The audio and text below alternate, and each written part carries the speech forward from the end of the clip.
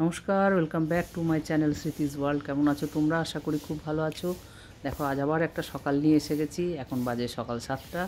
এখন আমি ব্যালকনির দরজাটা খুললাম যে ঠান্ডাটা যেন না আসে। ব্যালকনিতে এসে দেখছি বাবারে রোদ উঠেছে কত, দেখো ঝলমলিয়ে রোদটা উঠেছে। শীতের সকালবেলা নারকেল গাছটা কি সুন্দর লাগছে, পাখিগুলিও কিচির কিচির করছে, ভীষণই ভালো লাগছে। সব কিছু মিলিয়ে খুব সুন্দর একটা দিন। আরও মনটা খুশি আছে দিনটার জন্য। আজকে যাব আমি একটু সিউড়ি, আমাদের বাড়িতে। আর ওই যে দেখো আকাশের উপর দিয়ে একটা ফ্লাইট আসছে, দেখেছো? কতটা একটা ধোঁয়াশাচ্ছন্ন আকাশ, যেখানে কি নীল আকাশটা কিচ্ছু দেখা যাচ্ছে না, ফ্লাইটটা আবছা দেখাচ্ছে। দেখো মাথার উপর দিয়ে প্রত্যেক দিন কত ফ্লাইট যায়। তাই সকাল সকাল এসে ভাবলাম গাছটা এরকম রয়েছে, গাঁদা ফুলের গাছটা ছোট্ট একটা টাবে, আমি একটু বড় টাবে লাগিয়ে নিই। তাই জন্য এই ছোট টাব থেকে বড় টাবটাই শিফট করে দিচ্ছি। কেন কি, আমি তো দুদিন থাকবো না, একটু সিউড়ি যাব, বিয়ে আছে সেই জন্য। এবার ছেলেও নেই এখানে, ব্যাঙ্গালোর গেছে। এখন যদি আমি গাছের জলটা ঠিকঠাক না পড়ে তাহলে গাছগুলো মরে যাবে। তাই জন্য আমি আরও শিফট করলাম। আর এই ব্যালকনিতে পুরো রোদটা পড়ে, পুরো দক্ষিণের রোদটা, খাড়া রোদ, একদম সকাল থেকে নিয়ে সন্ধ্যা পর্যন্ত রোদ থাকে। এই জন্য আমি বড়টাই দিয়ে গেলাম, তাকে ফুল জল দিয়ে যাব, আমার দুদিন জলটা ঠিক টেনে নেবে। তারপর এসে অন্য জল দেব। এইটাই চিন্তা ভাবনা করে আমি সকাল সকালেই বসে পড়েছি। আমার গাছটা আগে শিফট করে নিই। আর এই গাছটা শুকিয়ে গেছে, শুকনো গাছ রাখতে নেই, তাই জন্য গাছটাকে ভেঙে দেবো। এই জন্য গাছটা ভেঙে সরিয়ে দিই। পরে আমি কখনো যদি কোনো গাছ লাগাতে পারি তখন আমি এই সব অন্য গাছ লাগাবো এটার মধ্যে। আর দেখো, এটা তো আগের কয়েকদিন আগে লাগালাম, এটা আমার বোনের ছেলে নিয়ে এসেছিলো এই গাছটা, সেটা লাগিয়ে দিলাম। মনে হচ্ছে লেগে গেছে, তাই জল দিয়ে দিয়ে মাটিটা বসে গেছে, একটু নেড়ে দিলাম, তাকে ঝুরঝুরা হয়ে গেল। তাহলে এতে জলটাও ভালো খায় এবং ভালোও লাগে। যে কালকে ধুয়ে রেখেছিলাম ওয়াশিং মেশিনে, মশারি এইগুলো সব তুলে রাখা আছে। এখন এগুলো সব ধীরে ধীরে ফোল্ড করে নেবো। কয়েকটাই ছেলের জামা প্যান্ট আছে, সেগুলো সব ফোল্ড করব, প্রেস করব। তো দেখো, আমি মশারি কম্বল সব ভাঁজ করে নিলাম। এখানে ছেলের জামাগুলো সব হ্যাঙ্গারে করে এই যে সুন্দরভাবে ভাঁজ করে নিয়েছি, দেখতে পাচ্ছ। এগুলো এবার আলমারির মধ্যে ভরে দেব, ব্যাস আলমারিতে রেখে দিলেই তারপর আমি চা খাবো। তো দেখো, এই আলমারির মধ্যে কতগুলো জামা কাপড় আছে, আর এই কয়েকটা এখন আবার রেখে দেবো। দেখো, এখানে চা বসিয়ে দিয়েছি। আমি তো একা, তাই জন্য একার জন্য আর কি করব, এই যে দুধ চা অল্প করে, তাতেও হয়ে গেল অনেকটাই। এইটা খেয়ে আমি স্নানে যাব। তাই জন্য দেখো চাটা একটু ফুটুক ততক্ষণ। এই যে আমার চা বিস্কিট আমি নিয়ে বসে গেছি। দেখো, এটা আমার সকালের চা বিস্কিট। কয়েকটাই কাজ সারলাম, তোমরা দেখে নিয়েছো।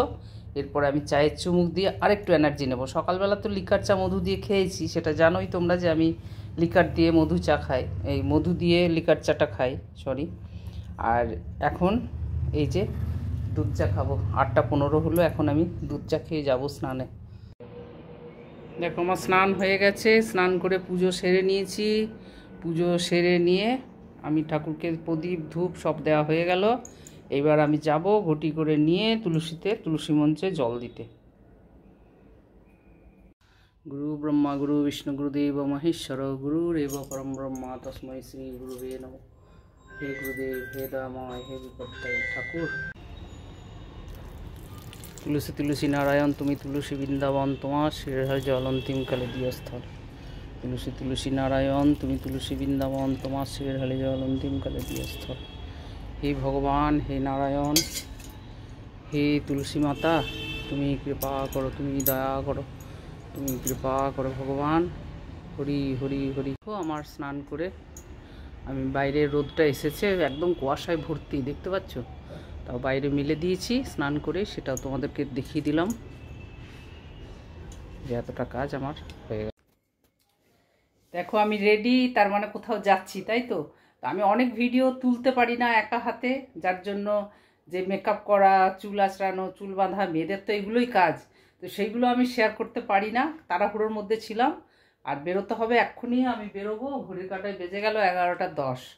তা আমি আর হয়তো 10 মিনিটের মধ্যেই বেরিয়ে যাব। তো বেরিয়ে কোথায় যাচ্ছি, কি করছি, তোমরা জুড়ে থেকো, তাহলে বুঝতে পারবে। চলো নিয়ে যাই।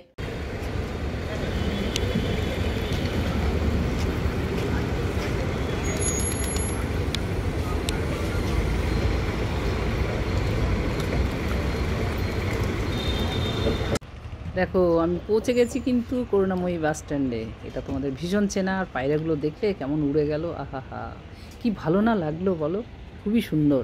তাই জন্য আমি ওটা দেখেই আমি চলে এসেছি এবং তোমাদের জন্য ওটা নিয়ে নিলাম, পায়রাগুলো ওড়াটাও দেখালাম। আর এখান থেকেই আমাদের সিউড়ির বাস ছাড়বে, তাই জন্য আমি এসে গেছি। আমি ভাবলাম কিছুটা ভিডিও নিয়ে আমি বাসের মধ্যে উঠবো। এখান থেকে করুণাময়ীর থেকে বাস ছাড়বে আমার 12টা 10-এ। তো দেখো পায়রাগুলো কিন্তু আবার আসছে উড়ে, মানে উড়ে উড়ে এসে এই জায়গাটায় বসছে, কত ভালো লাগছে। আর এই তো আমাদের বাস ছেড়ে দিয়েছে, দেখো অনেকটা রাস্তা অতিক্রম করে এসেও গেছি। এটা উঠে গেলাম উল্টোডাঙ্গা ফ্লাইওভারের মধ্যে। দেখো কত ভালো লাগছে, আমি কিন্তু একদম ফ্রন্টেই আমার সিট, 1 নম্বর সিটটা। তাই জন্য আমি দূর থেকে তোমাদের ভিডিও নিতে পারছি বা তোমাদেরকে শেয়ার করতে পারছি। কত ভালো লাগছে না দেখতে। এই জায়গাটা বাঁ দিকটা এত সুন্দরভাবে সাজিয়েছে না, লেক টাউন খুবই সুন্দর সাজিয়েছে এখনকার গভর্নমেন্ট, ভীষণই ভালো লাগে। আর এই জায়গা দিয়ে আমি আজ থেকে হয়তো 15 বছর আগে এয়ারপোর্টে গেছি, কি মানে শুকনো রাস্তাঘাট ছিল, আর এখন দেখে মন ভরে যায় সত্যি কথাই, মানে একদম দারুণভাবে সাজিয়েছে। আর দেখতে দেখতে দেখো আমরা কিন্তু এয়ারপোর্ট পেরিয়ে গেছি, জায়গাটা ভীষণই ভালো লাগছে, একদম উপর থেকে তুলছি। আর এই জায়গাটা মনে হয় ডানলপের কাছে দক্ষিণেশ্বর, দেখো ব্রিজে উঠে গেলাম, কত ভালো লাগছে না দক্ষিণেশ্বর ব্রিজটা। এর তলা দিয়ে আমরা গেছিলাম কিন্তু বেলুড় মঠে, দক্ষিণেশ্বর থেকে বেলুড় মঠ যেতে গেলে এর তলা দিয়েই যেতে হয়। তো সেটাও কত সুন্দর লাগছে বলো বন্ধুরা, তোমাদের কেমন লাগলো এই দক্ষিণেশ্বর ব্রিজটা? বালি ব্রিজ বলে এটাকে, দেখতে খুবই ভালো লাগলো, তাই আমি শেয়ার করে নিলাম তোমাদের সাথে। আর এই দেখতে দেখতে ডানকুনি পেরিয়ে গেছি, এই শুরু হলো এখন, এবার পুরো রাস্তায় কাজ চলছে, মানে এত রাস্তা কাজ চলছে, চারিদিক ভাঙা চূড়া, মানে কিভাবে যে যেতে হচ্ছে মানে আমি বলেও বোঝাতে পারবো না। বলো তাহলে এত রাস্তাঘাট ভালো না ভাঙাচোরা, তাতেও কেন বাসে আসো? বাসে এই জন্য আসি, বাড়ির থেকে তো 5 মিনিটের রাস্তা করুণাময়ী, সেখানে বাসে উঠে গেলে একদম সিউড়ি বাস স্ট্যান্ডে নেমে পড়ি, যার জন্য আমার এই বাসটাই আমার কাছে বেশি ভালো লাগে। আর ট্রেনে যেতে গেলে আবার সেই বাসে যাও, হাওড়া পৌঁছাও, হাওড়াতে গিয়ে অনেকক্ষণ সময় লাগে। তাই জন্য সবারকে বলছি যারা এই সল্টলেকের মধ্যে থাকো, উল্টোডাঙ্গা, দমদম এয়ারপোর্ট, তাদের জন্য সব থেকে ভালো বাসটাই মানে সুবিধা, যার জন্যই সবাই এই করুণাময়ীর বাসে যেতেই চায়। আর এখান থেকে ধর্মতলার বাসে যাওয়া যায়, সে একই হলো, ধর্মতলার বাসে যাওয়া যা আর হাওড়ার থেকে ট্রেন ধরাও তাই, একই ব্যাপার। যার জন্য আমার জানি না কেন ভালো লাগে না, ওই ঘরের থেকে যে বাসটা ধরে জায়গাটা পৌঁছাবো ওইটাই সব থেকে বিরক্ত আসে। তবুও মনে হয় যে 1 ঘন্টা লেট হলেও একটাই বাসে আমি ঘরের কাছে উঠবো আর ঘরের কাছে গিয়ে নামবো।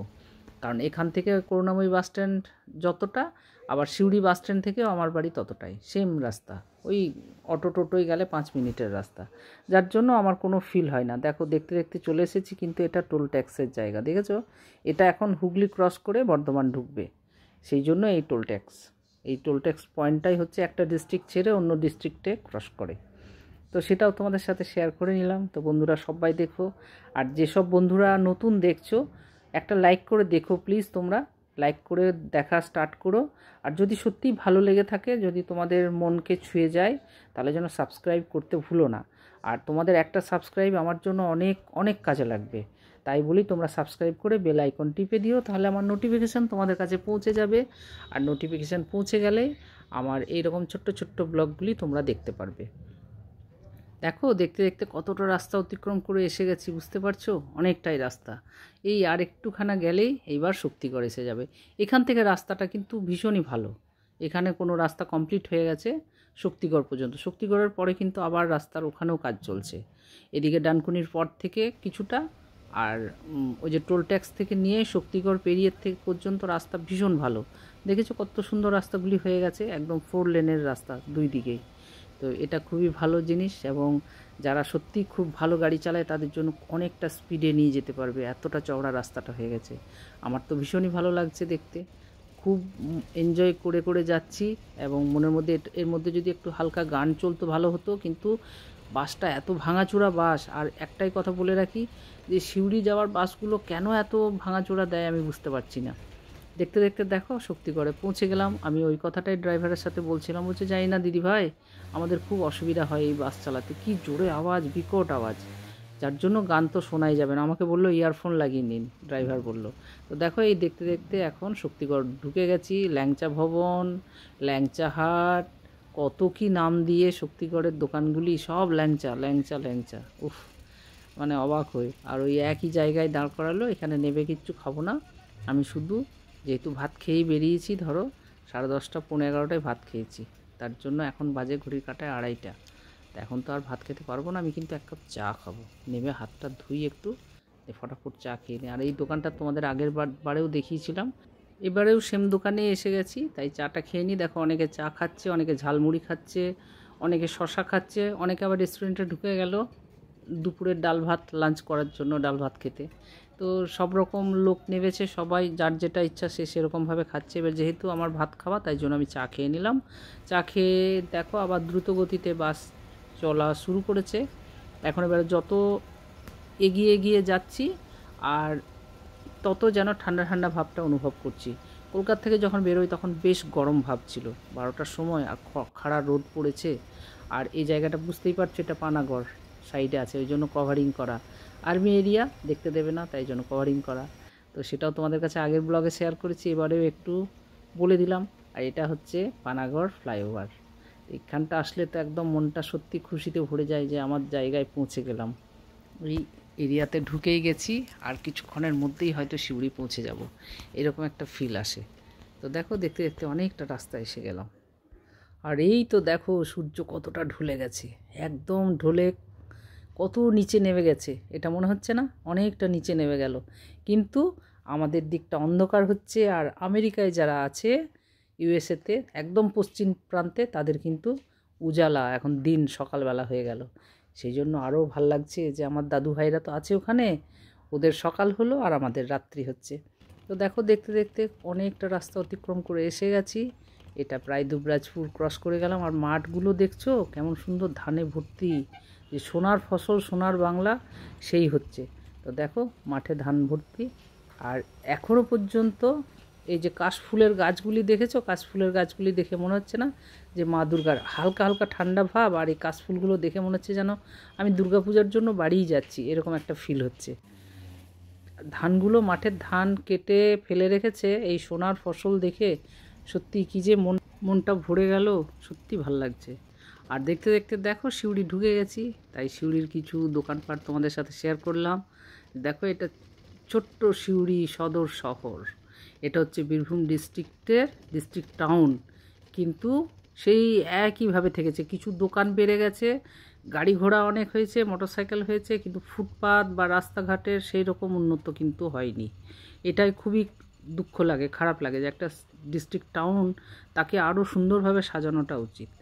যাই হোক দেখতে দেখতে এসে গেছি। এটা দেখো দাদুভাই সুইটস, মানে বাসস্ট্যান্ড পৌঁছে গেলাম। বাসস্ট্যান্ড পৌঁছানোর পরে আমি একটা টোটো পেয়ে গেছি, সেই টোটোই করে এখন আমাদের পাড়ায় এসপি মোড় কাছে আমার বাড়ি, সেখানে চলে যাচ্ছি। ইচ্ছা ছিল যে একটু দাঁড়িয়ে চাটা খাবো, কিন্তু সেটা সুযোগ হলো না। বাস থেকে নামার পরেই একটা টোটো আমি সাথে সাথে পেয়ে গেছি, তাই চললাম বাড়িতে। দেখা যাক এখন বাড়ির পরিস্থিতি কেমন আছে, কেমন কি। আমার হাজব্যান্ড তো গেল সপ্তাহ থেকে এসে গেছে, ওর আসার কথা ছিল, হয়তো এসেছে, আমার সাথে কিন্তু দেখা হয়নি। কেন জানি না, ও বলেছিল আমি বাস স্ট্যান্ডে দাঁড়াবো, সে দাঁড়ায়নি, তাই আমি টোটো নিয়ে বাড়ি চললাম। এখন বাড়ি গিয়ে শুনছি ও গেছে আমাকে নিতে, আমি কিন্তু অলরেডি বাড়িতে। তো এটা খুব একটা রহস্যময় জিনিস হলো ঘরের মধ্যেই। যাই হোক, তো দেখো দেখতে দেখতে তোমাদেরকে এইগুলি আমি সব কিছু শেয়ার করেছি আগের ব্লগে। তাও আরেকবার মন হলো মমতা দিদির কত অ্যাডভার্টাইজ দেওয়া আছে রাস্তাঘাটের। আর এই মন্দিরটাও আগের বার দেখিয়েছি, এটা একটা হনুমান মন্দির, খুব ভালো লাগলো। সিউড়িতে অনেক বড় বড় শোরুম হয়েছে, অনেক বড় বড় দোকানপাট খুলেছে, তো সেগুলো দেখে ভীষণই মনটা ভালো লাগে, আনন্দ লাগে। তার সাথে রাস্তাঘাটের একটু উন্নতটা হলে, ড্রেনগুলো একটু কভারিং করে দিলে এটা আরও ভালো ঝরঝরে তত্তরে হয়ে যায়। কিন্তু সেগুলো তো আর আমাদের হাতে নেই, এগুলো প্রশাসনকে করতে হবে। তাই যদি কোনো প্রশাসনের লোক আমার এই ব্লগ দেখে থাকো, তাহলে নিঃসন্দেহে এটা মাথায় রেখে যদি কোনো উঁচু পোস্টের লোককে অ্যাপ্লিকেশন করতে হয়, সেটা করে দিলে যেন বেশি ভালো হয়। তাহলে আমাদের সিউড়ি শহরটা আরও সুন্দর হয়ে যাবে। দেখো একটা মেন রোডের উপরে দেখেছো ড্রেনগুলি খোলা, গ্রেট ইস্টার্ন এখানেও এসে গেছে, সেটাও দেখে ভালো লাগলো। এত বড় বড় শোরুম হয়েছে, সেগুলোও দেখে ভালো লাগলো, কিন্তু কিচ্ছু করার নেই। রাস্তাঘাটে এটা দেখো তানিস্ক, সেটাও দেখে ভীষণই ভালো লাগলো।